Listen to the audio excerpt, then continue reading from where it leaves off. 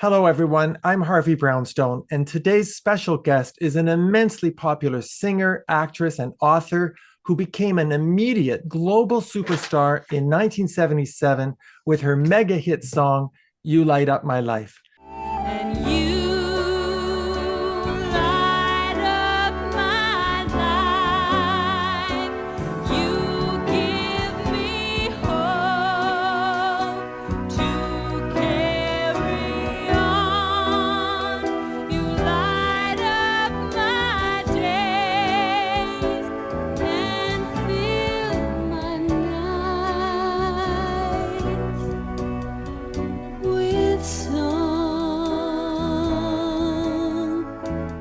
The song became one of the greatest multi-platinum singles in pop music history, spending an unprecedented 10 weeks at #1 on the Billboard charts and selling over 4 million albums. She received a Grammy Award for Best New Artist, and since then she's received another 7 Grammy nominations and winning 2 more, in 1980 for Best Inspirational Performance and 1983 for Best Gospel Performance. She's also won a slew of other awards, including Top New Female Vocalist at the Academy of Country Music Awards, 2 Dove Awards for Best Album, a Music City News Award for Best New Female Artist, and 7 Record World Awards. She's recorded 13 albums, including You Light Up My Life, Love Has No Reason, With My Song, Savin' It Up, Surrender, Friends for Life, Home for Christmas, and my 2 personal favorites,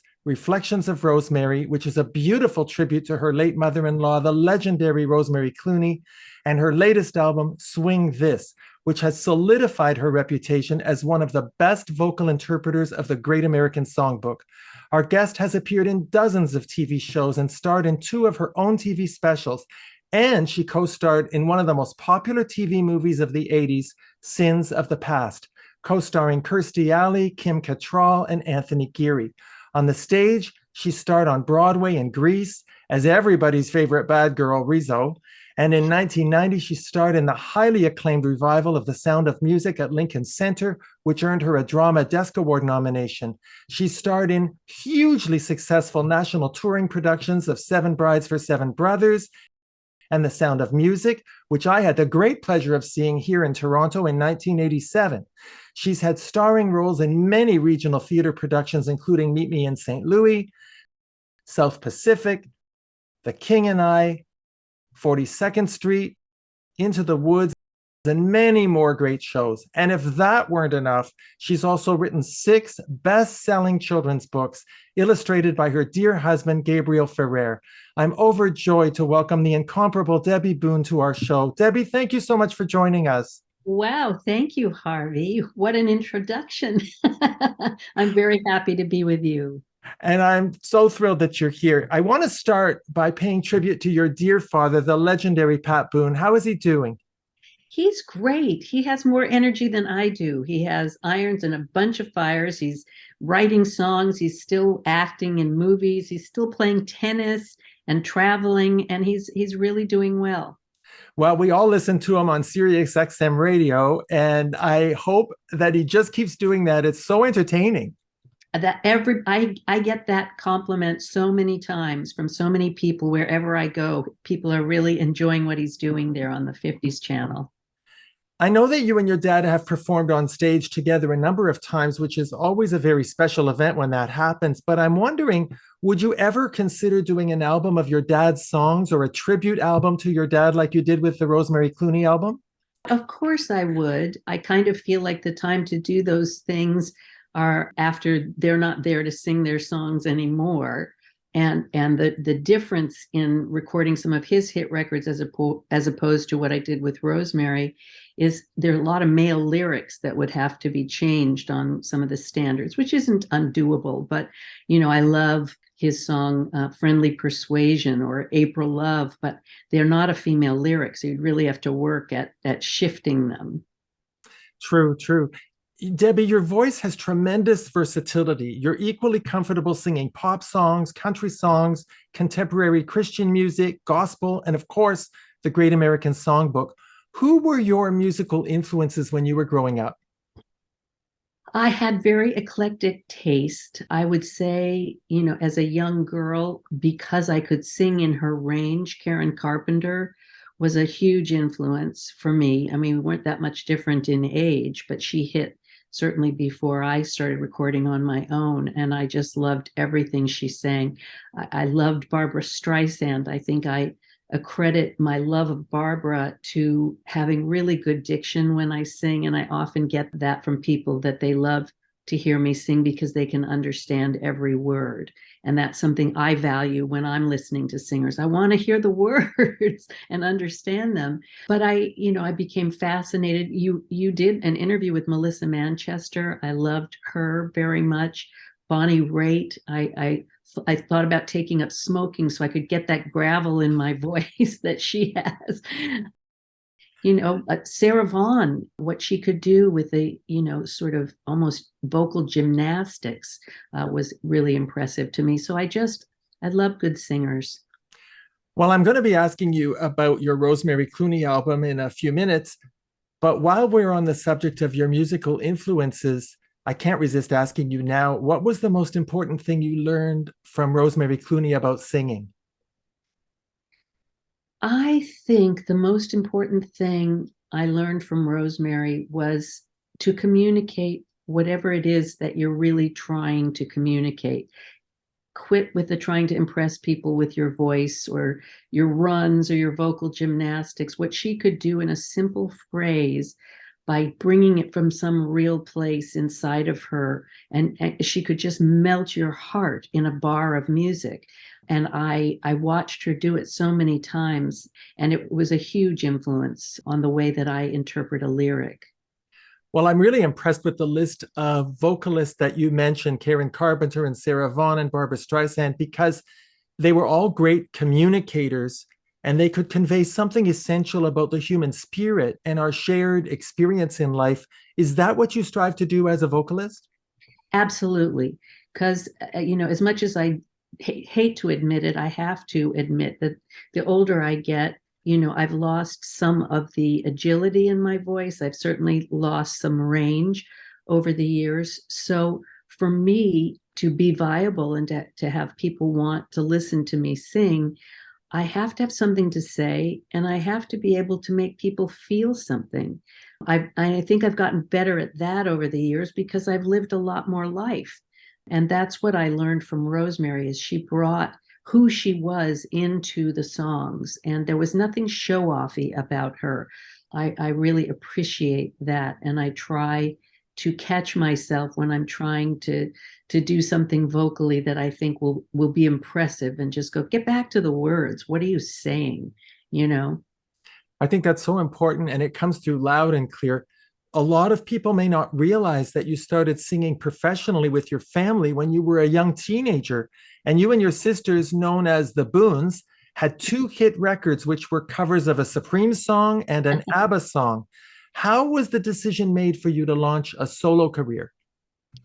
Well, it was pretty easy. I had had opportunities to do it before I did, but we were recording and singing together, traveling as the Pat Boone Family Show, and I didn't feel like it was the right time. And then my older 2 sisters got married, and one of them became pregnant, and it was looking more and more like this is not going to be something we do on a regular basis any longer, because lives are changing and people are going their separate ways. So it was a very natural kind of turn of events when Mike Curb, if you know who that is, the president of Warner Curb Records, and Mike Curb Congregation, but big in the recording industry and for many people's careers, including my own.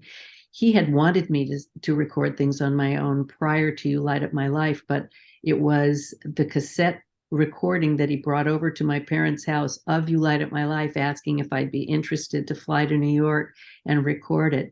That was the first step of me taking on a solo career. Well, since you mentioned You Light Up My Life, you became an overnight sensation in 1977 with that song. I mean, suddenly you were everywhere, and we all fell in love with you because you look as beautiful as the song sounded, if that makes any sense. So my obvious question is, did you know when you were recording that song that it would become an instant classic and that you'd still be singing it 45 years later? I had no idea whatsoever. I was just so excited that I had the opportunity to go to New York and go into a recording studio where I'd never been, record my first solo recording. And I thought the song was nice, but it wasn't the kind of song that you hear and go, wow, what a hit record. I don't think anybody except the guy who wrote it felt like it had legs like that. I will tell you that I flew with my mother. Mind you, I was 21 years old, but for some reason, I can't remember now why she thought it was important to come with me. Yeah, I was 21, 20 or 21. And she came, and I'm glad she did, because the man who wrote the song, who's no longer alive, Joe Brooks, was difficult. And it being my first experience on my own, he was very critical. He was very specific about what he wanted and what he didn't want. He was not giving me any freedom to interpret whatsoever. And it was upsetting. It really was a strange and upsetting session. But when we finally got the full final vocal, I could tell that my mother was very enamored, and she even said to me, I just know it, Debbie. I just know this is going to be a hit. And of course, I'm thinking, you're like every other stage mother in the world, thinking their kid has, what it takes. But my mother wasn't like that. I don't think my mother or my father really wanted any of us to go into show business as a full-time career, because they knew all the pitfalls and the pressures of it. So I don't think it was their first choice for any of us, but she had a sense that it was going somewhere. And, I kind of rolled my eyes and thought, yeah. And nobody was more surprised than I was when it started climbing the charts, and it just kept going up, up, up. And one hit number one and stays there for 10 weeks. It was shocking. Were there musical choices that you were forced to make during the recording that you would not have made of your own volition? Yes, and nothing that I regret, but it's a very bizarre story how this all happened. There was a studio singer who, again, is no longer with us, named Casey Cizik, and she sang for the actress Didi Khan in the movie You Light Up My Life. And Casey and Joe Brooks had a falling out, and they couldn't agree on terms for her to have the single recording. And he cut her out. It was the track that she had sung to. He took her voice off and put my voice in there, and he had me sing it note for note, like Casey.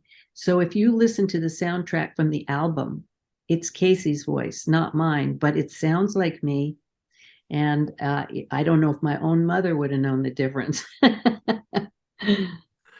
You had a number one hit on the country charts called Are You on the Road to Lovin' Me Again from your 1980 album, Love Has No Reason. Now, country music is in your blood because if I'm not mistaken, your maternal grandfather was the legendary Red Foley, correct? Correct. And not many people know that. And there aren't that many people still living that know that name. So fortunately for me, I sing to people who love the American Songbook, and that's a wide age range. So there are still people out there, when I mention it, you hear a gasp in the audience because they don't know that I'm the granddaughter of Red Foley, but they very fondly remember Red Foley from the Grand Ole Opry. Well, Red Foley's contribution to country music was enormous because he changed the image from hillbilly music to country music to give it much more widespread appeal. He was a monumental figure in the history of country music, wasn't he? He really was. He really was. And it is my dream to have a tribute CD or a documentary or both, a concert, and have people that remember him come and do duets and really pay him honor that is due him. I will be in the front row of that concert. Now, in the early 80s, you made a distinct shift from country music to contemporary Christian music with the release of your album, With My Song. What inspired that shift? Well, it was not an intentional shift in terms of, I didn't mean to become a contemporary Christian artist. What I wanted was to record some music that reflected that very big part of my life, which was my faith. And it was very successful at a time when contemporary Christian music was on the rise. So suddenly I just became known as Debby Boone, the contemporary Christian singer. Even now on, Apple Music or iTunes, a recording that has nothing to do with contemporary Christian music will be labeled as such, which is sort of frustrating to me. I meant to be able to continue to do what I was doing and add in the Christian music, but it just didn't work out that way. And I really have no regrets. I love all the different twists and turns my career has taken because it's given me so much variety and versatility. Well, when you look back over your career since the late 70s, was there a specific career plan or a strategy that you were following? I was so green and didn't have any idea how to strategize a career. So it was not well strategized at all. Nobody warned me that when you have a hit record of the magnitude of You Light Up My Life, which was, had broken all the records and, was bigger than anybody could have imagined, that it was going to be extremely difficult to follow it up because what was ever going to measure up? Nothing. So it was almost like starting over. And that surprised me. And I had very little creative control in the beginning stages. Mike Curb kind of called the shots and made promises to Joe Brooks, the author of You Light Up My Life, that my next single would be one of his records and that I had to have a certain number of his songs on my album. None of my choices. And I didn't know that I don't know that I could have inserted my choices and, had a real say. I just felt like these are the pros. What do I know about it? I'll just take their lead. And then finally, I was so frustrated by not having the choices that I wanted to make. And I changed producers from Joe Brooks in my second album to Brooks Arthur. And that album is entitled Midstream, and the inside joke is changing Brooks in midstream. That's how we gave that album its title. And I was so delighted to work with somebody like Brooks Arthur, who really got a sense of who I was as a singer. And that was one of the most satisfying working relationships of my life. I think a lot of us assumed that because you were Pat Boone's daughter, you were getting all of this great career advice and business advice from him. So it's interesting to hear you say that you really had no creative control and you weren't really getting the chance to go in the directions you wanted to musically at that time.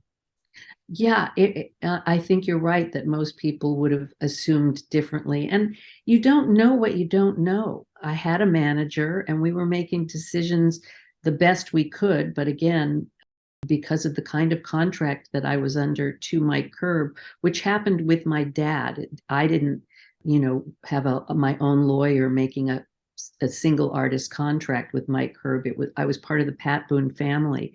So what would surprise a lot of people is I didn't get any royalties from You Light Up My Life until about 10 years ago, because it was considered a cross-collateral contract. And everything that my dad was recording for Warner Curb and the Boone family was recording was all coming out of my royalties. And their powers that be said I never recouped, which is hard to imagine, but they had a lot bigger guns than I did to try to prove differently. So I have frustration, reiterating a story like that, and yet a lot of gratitude that had Mike Curb not heard something in my voice and given me that opportunity, I wouldn't have the career that I have and all the things I've been able to do. But it was kind of a rocky start based on some bad business deals.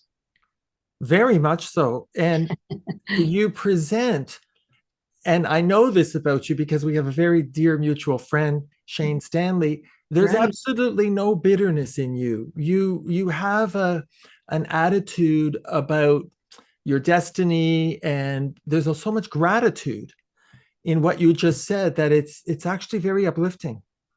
Well, thank you. I think that we do better in life when we can look for the things that we're grateful for and let go of the things that we think maybe, it could have been better, or I was entitled to something that I didn't get. That whole negativity drags me down. It doesn't really change the circumstances. It just drags me down. So I haven't always felt this way. I had a lot of frustration in the beginning years of feeling like I didn't have control, and just I've done a lot of, who hasn't done a lot of growing up? Let's hope we all grow up and see things differently. But over the years, I just look back and think, I might have made different choices that would have had a better career trajectory, but it could have influenced my personal life, which I'm so grateful for. I have a healthy, happy marriage of 43 years and 4 grown children who are the kind of people I couldn't have even imagined I would get to know now, let alone call my offspring. They inspire me. And I was able to be there and be not always a good mother, not always a perfect mother by a long stretch, but I was there for them and I prioritized my family. And I was able to do that, even though over the years I was raising kids, I was traveling quite a bit and taking them with me and having a lot of pressure to try to be everything to everyone. And, you make some mistakes, but I just look back with such gratitude that we're all okay, we're all thriving, and I feel like I've had a very blessed life. Very much so. And you've certainly blessed all of us with that voice of yours, which brings me to your Rosemary Clooney album, Reflections of Rosemary. It's just an amazing album. It's one of my all-time favorites because you didn't just sing the song she's most connected with. You gave us a portrait of who she really was from a unique family perspective as her daughter-in-law. I have to mention your version of Blue Skies, which is so beautiful. Is it true that you have an a cappella recording of Rosie singing Blue Skies to your son? I do. I carry it with me. I play it from my phone in my shows when I talk about Blue Skies, because there's something so touching. She recorded it, on a little cassette player while she was on the road, because this was a song she used to sing to my son Jordan, her first grandchild. And it was their song. It was something she sang to get him to go to sleep, something she would sing if he was crying. She'd call him from the road and sing it on the phone to him. And she made a little a cappella cassette recording. You can hear on that recording her slapping her leg for time. And you hear a little glitch in the recording. But he would carry it around on a little play school cassette player to hear Grammy singing Blue Skies whenever he wanted to. And thank God we saved that cassette all those years. And it's the bonus cut on that album. Oh, it's just magnificent. I have to say to people, if you are not familiar with this album, all of Debbie's albums are amazing. I have them all, but that one in particular is so moving. For example, your selection of songs was really rather unusual. Tell me why you chose the Hank Williams song, I'm So Lonely I Could Cry. Well, we talked about a lot of the things that we wanted to be able to address in the liner notes and then eventually in concert, because I knew I wanted to do a tribute to Rosemary concert of the songs we were recording. So we chose songs that enabled me to tell stories and things about Rosemary and our relationship that people wouldn't already know. Bette Midler did the covers of her hits and did it as only Bette could have done. And I was glad that was off the table so I could do something much more intimate and personal. Yeah. And one of the things that I wanted to address was that Rosemary and I often talked about the fact that we had country roots in common. She, was from Maysville, Kentucky, and she grew up singing in radio with her sister and did a lot of country music in the beginning years, including a big hit by Hank Williams called Half as Much. I think that was her first big hit record.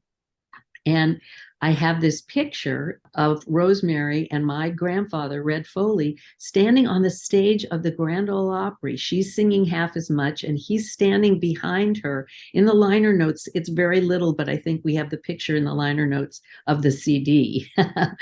But he's got his cowboy hat on and his arms are crossed and he's looking at her, and you can just see he's delighted with how she's singing and enjoying her. And of course, neither one of them had the opportunity when they were together to know what would be happening down the road, and that they would be related by his granddaughter and her son getting married and having grandchildren, and being connected in such an interesting way. I've stood on that very circle of wood of the Grand Ole Opry and sung his song, Peace in the Valley.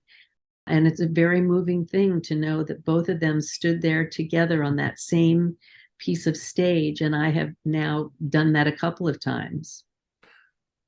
I really feel like they are your guardian angels. I I really do do feel too. that. Now, you I know, do too. yeah, it's very strong. Now, as you know, in 1982, there was a TV movie called Rosie, the Rosemary Clooney story. In fact, last week we had Tony Orlando on the show, who played your father-in-law, Jose Ferrer, in that movie. The movie conveyed the impression that Rosemary Clooney had a very tough and sometimes tragic life, and that she was a sad person. But is that how you remember her? No, I mean, there is definitely truth to that. You know, she really had some extraordinary struggles growing up, but also a lot of joy. And, you know, I think she remembers very fondly being on the road singing with her sister, with, I believe, the Tommy Dorsey band. And she just learned so many great things about music in her early career. Then the movie does portray, you know, things going sour in her marriage with Jose. And I think that was one of the biggest heartbreaks of her life. I do think that Jose was the love of her life. And, you know, I have a picture. I love that I have these pictures that reflect these things, but I have a picture at my wedding where I am with Jose and Rosemary's in the background looking at Jose, and you see the love in her eyes. You just see her adoration of that man, even after, you know, he had done some kind of despicable things in their relationship. I came to love Jose and know him, and he, in his latter years, I think, really did a lot of healing in his relationship, certainly with her and with his 5 kids. So, you know, again, we all go through hard things, but I think Rosemary was probably the kind of communicator that I aspire to be because of, you know, the good and the bad that she encountered. Do you think she would have been happy with your album? I do. I do. I'm very proud of it. I used all the musicians that played on for, you know, about 20 years of her Concord recordings when she kind of got that second chance in her career to start doing the American Songbook and hitting the road the way she did. So I was at Capitol Recording Studios in the room where she recorded with the guys that loved her and the A-list musicians. And John Otto, her arranger, became my musical director for many years until just a few years ago when he sadly and shockingly passed away. But we both loved Rosemary. Her manager was very involved, and we wanted it to, as it is called, Reflections of Rosemary, to really be a reflection of who she was as a mother and a grandmother, and, you know, those kinds of things, as opposed to just her show business career. Well, it was very important to me, Debbie, in thinking about this interview, to really highlight some of your albums that mean so much to me and that got much less publicity than You Light Up My Life, because it's always bothered me that you've been pigeonholed in a way into that one hit, when your voice and your song selection in particular is so unique and so beautiful. So I hope you don't mind me focusing on these other things. Not at all. Thank you. I'm delighted. And that's a wonderful compliment. I am so, you know, I recorded some songs under duress that aren't my favorite, you know, that other people made choices, and I did songs that weren't my first choice. I found a way to love every song I've ever sung, and I feel that way about some of the plays and performances that I've done, where you think this isn't really very good, but I have to find a way to love it or I won't bring my best to it. So I've done that, you know, all through my career, no matter what it is that I'm involved in. But the two albums that you mentioned with the American Songbook have felt like home to me, where I just found where my voice really sits right and where I'm able to do the kind of things that I want to do in my communication. Not that I haven't loved, the other music that I've done, but when it's a great arrangement and a great song like is in our American Songbook, I think nothing fits me better than that. Oh, I couldn't agree more. Your recent album, Swing This, it's a perfect example of what you're saying. It contains a terrific collection of classic standards with really great jazz and swing arrangements, very reminiscent of Las Vegas in the 60s. When we were kids, this was the music our parents played. So we grew up listening to those songs. You went on tour to promote that album, Swing This. You must have had a ball singing those songs every night. I absolutely did. And we've adapted those arrangements. Some of those arrangements, by the way, were from Rosemary's library. She left me all of her arrangements from her, almost 60-year career. And what a legacy for me. So a couple on the Swing This album are Perez Prado, her arrangements of Mac the Knife and Sway. And that's one of my favorite albums of Rosemary's, is called A Touch of Tabasco. If you haven't heard it, you should find it. But it is the most energetic, and it's just so Rosemary, and, a Cuban feel to it. So it's, it's got such a Latin vibe that's, it's one of the hippest albums out there, I think. So some of those arrangements are there. And when I was in Vegas in the 60s as a young girl, it was the kind of thing I heard coming out of the showrooms, those big horn-driven songs and all that energy and excitement. And I had just, been touring for a couple of years doing Reflections of Rosemary, which was more of a melancholy, bittersweet feel. And I wanted my next music to be fun and feel good. And that's what I was really going for. Are you able to articulate, Debbie, what it is about the Great American Songbook that appeals to you so much? Why your voice is so perfect for those great classic songs? I don't know that I can really articulate it, but I will try. I do believe that these songwriters that, are considered to really be the primary writers of the American Songbook were very well educated in music. They understood the music and format. I don't even read a note. So I'm sort of, a Luddite when it comes to understanding what makes a great song. I just know what moves me. And it's a combination of lyric and melody. And the lyrics are so poetic and intelligent, the inner rhymes and the things that you don't hear so much anymore in songwriting today. And, I often will describe a lyric as just feeling good in your mouth, like wrapping your lips around a lyric, a beautiful lyric, especially if it moves you, in your heart. There's nothing more satisfying than that. So I don't know if that made any sense, but I think it was very skilled musicians and songwriters who wrote from a very intelligent place that make those songs so delicious to sing. Well, I have my own theory about why your voice is so perfect for those songs. You want to hear it? I do. You inherited a lot of talent from your dad. And when he sang those songs in the 50s, he sang them as if they were part of the Great American Songbook, the phrasing, the articulation, the musicality, the melodic way of singing. You inherited that.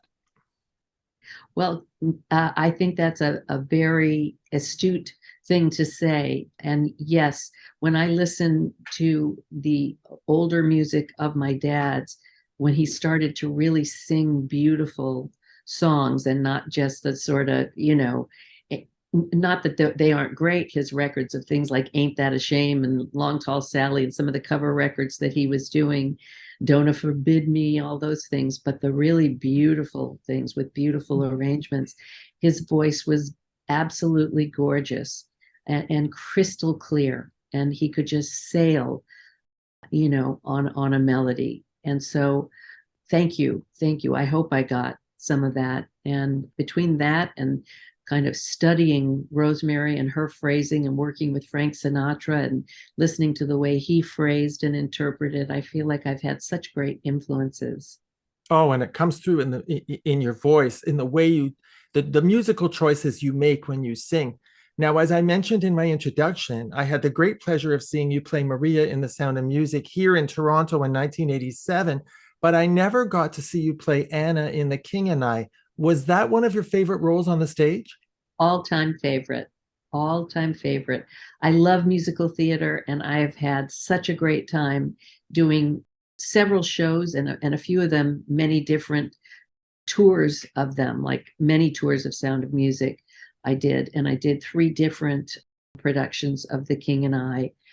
And then I did the tour of Seven Brides for Seven Brothers, and then the short stint on Broadway that didn't last. But The King and I is one of my favorite standard Broadway musicals. There's something about it. Some of the shows that I've done have what I would call dead spots. They don't translate over the years as well. So there's still a fun, good show to do, but there are these parts that sort of drag out, and you just sort of are like, oh gosh, it's a long way to go to get to the end of this show. But The King and I just felt like the minute the overture started, it was like a wave that just picked you up and carried you perfectly to the end. I didn't ever feel like I was working when I did that show. I just felt like I was part of this beautiful story that just took off, and I got to be a part of this slice of life in this woman's, world. And it was so satisfying. It was fun. It was emotional. It was heartbreaking and beautiful. And I just am so grateful that I got to play that role. And I was pretty darn good at that accent. I studied with a dialect coach, and I think I was a pretty believable Miss Anna.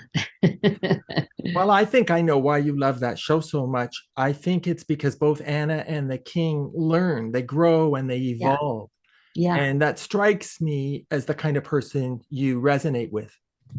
You're absolutely right. Another very astute thing for you to say, but that is so true. And it's who I aspire to be. I think people sometimes, as they get older, kind of get stuck and set in their ways. And I'm determined not to be someone like that. I want to be teachable and continually growing. And in fact, we mentioned earlier, I am a person of faith. And it is a regular prayer every day that God would show me where I'm wrong and where there are things I think I know that may not be the truth, and stand in the way of me seeing the things that I do want to know and understand, so that I can keep growing and becoming who I am created to be. And in turn, then be able to, share that with other people. When you get set in your ways and you think you know a lot, it ends up dividing you from people instead of connecting you. And I always want to be a person who can connect and not divide. Boy, does that ever come through loud and clear. And what a refreshing perspective on life. Since we're talking about your career in musical theater, of course, it's incredibly impressive on a number of levels that you've had such a tremendously successful career in musical theater. But to me, what really makes you a real standout is that you have an alto voice. You don't have the typical soprano voice that most female leading roles require, and yet you can sing almost anything. Debbie, do you get how incredibly special your voice is? I don't always feel like that. I think people value the high notes so much that I've never had, that I've always, I've studied over the years and tried to increase my range. I love my lower register. Don't get me wrong. I love singing in a low register, but I feel like people are always looking for the ones that have the high notes.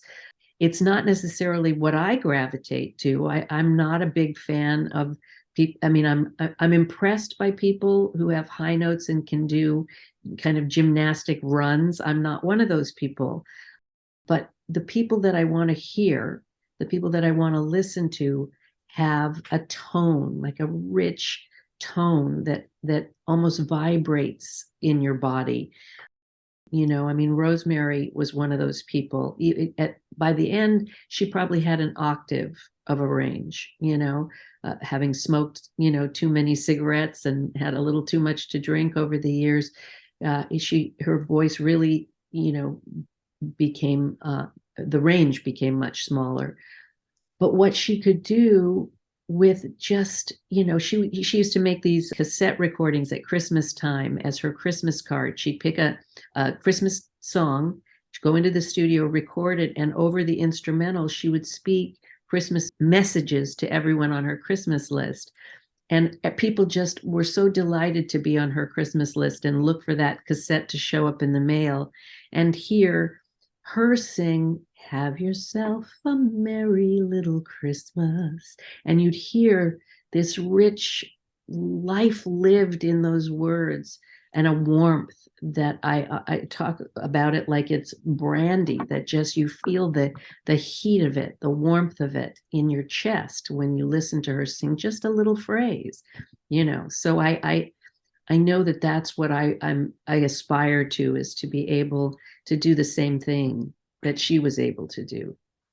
You're doing it, believe me. Now, you've written 6 wonderful children's books, including Bedtime Hugs for Little Ones, Tomorrow is a Brand New Day, Counting Blessings, and in my opinion, the sweetest one of all, The Snow Angel. Where do your stories come from?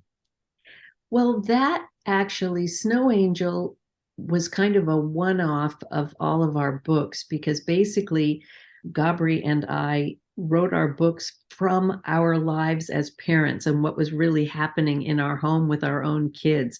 The illustrations were all taken from photographs of our kids in real life.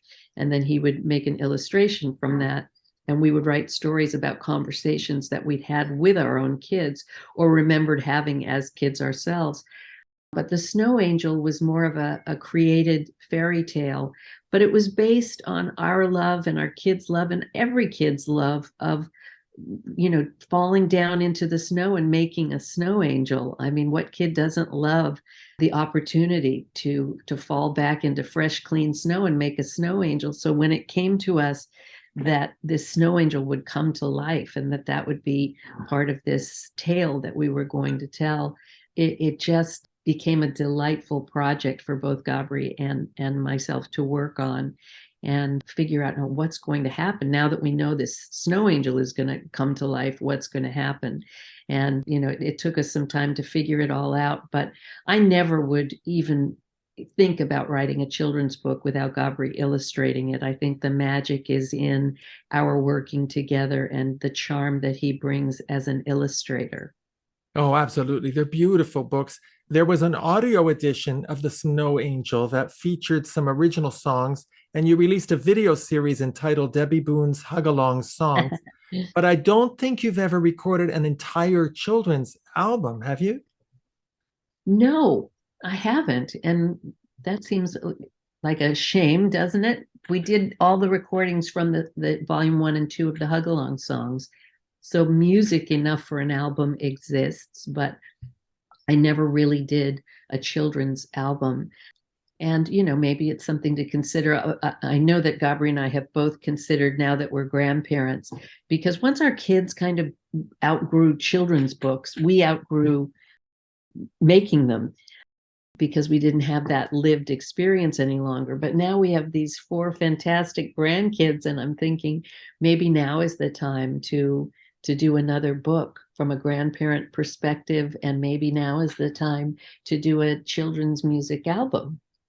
Well, do you mind if I give you an idea for another album I'm really hoping you do?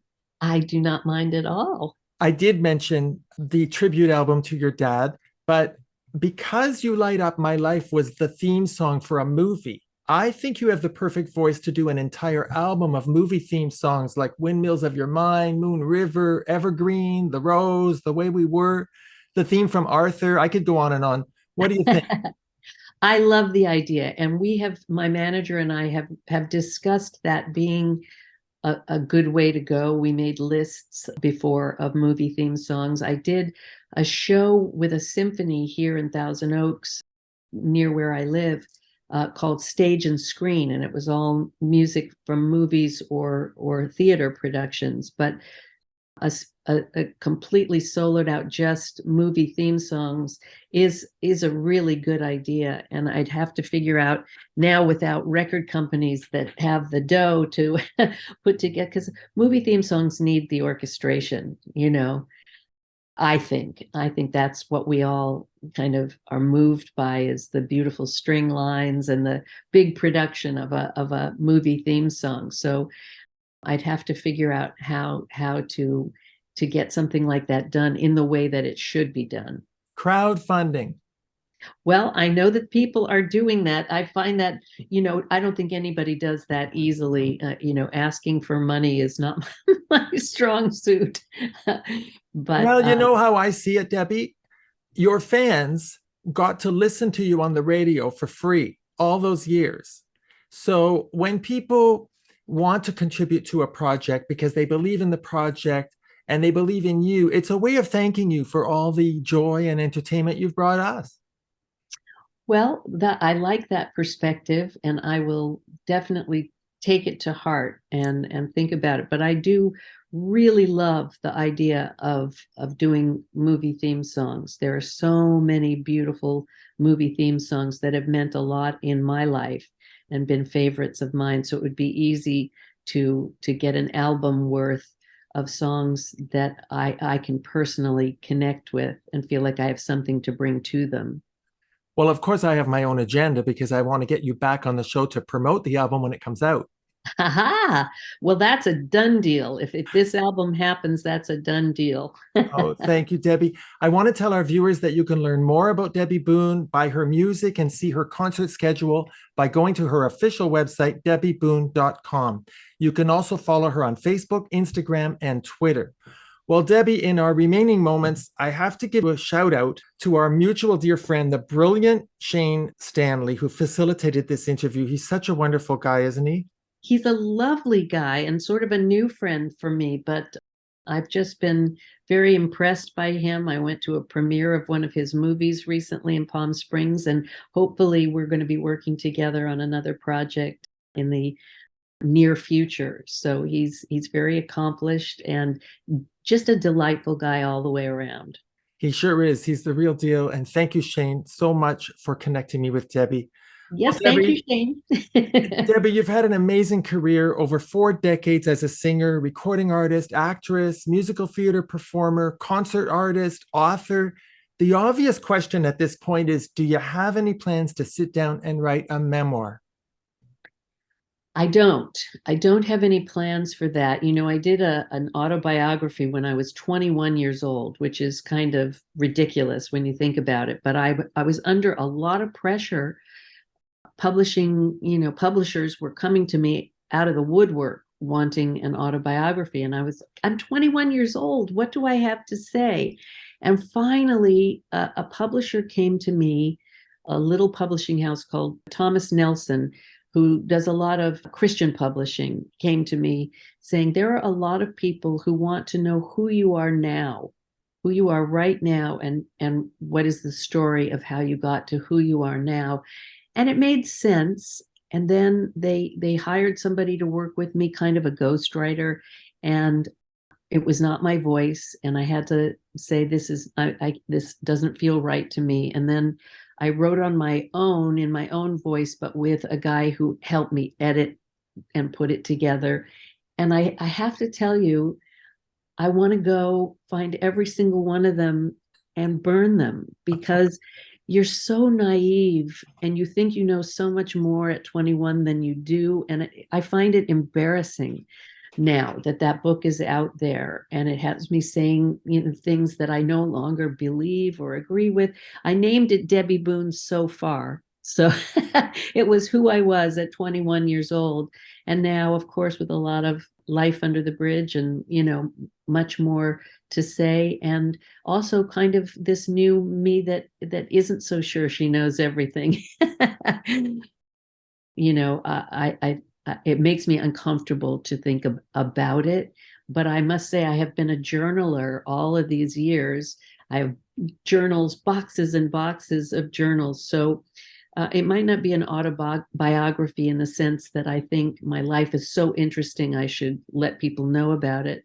But maybe, going back and finding out where I've struggled and what I've learned over the years, maybe there's something eventually that I would come to, but I don't have any plans for it. Well, I'll tell you why I hope you do write a memoir. Your career has had not only great success and longevity, but you've demonstrated enormous stability and maturity in an industry that's not known for that. You come from a beautiful family, you raised a beautiful family, and I think people are interested in knowing how you navigated your success in such a centered and grounded and humble way. So that's why I hope you do it. Well, I will take that to heart. And, I just have a firm belief that when things are supposed to happen, everything sort of converges to let you know the time is now and the time is right to do that. So I'm not saying yes or no. I'm just staying open. Good. It's also another reason to get you back on the show to promote the book. You're very wily.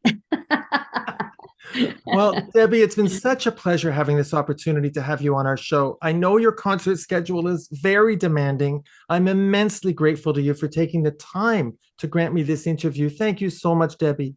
Thank you. What a pleasure. What a pleasure. And thank you for taking the time to really do your research so that we could have a great conversation like this. It was a pleasure. Our guest has been the one and only Debby Boone. My name is Harvey Brownstone. Thank you to our producer, Steve Silver, my wonderful managers, Rick and Robin at the Marcelli Company in Hollywood, my entire team at XPTV1 in the UK. Thank you all for joining us. See you next time. Thanks for watching. Be sure to check out all the great interviews on the Harvey Brownstone Interviews YouTube channel. Don't forget to subscribe and ring the bell to be notified when new videos are posted.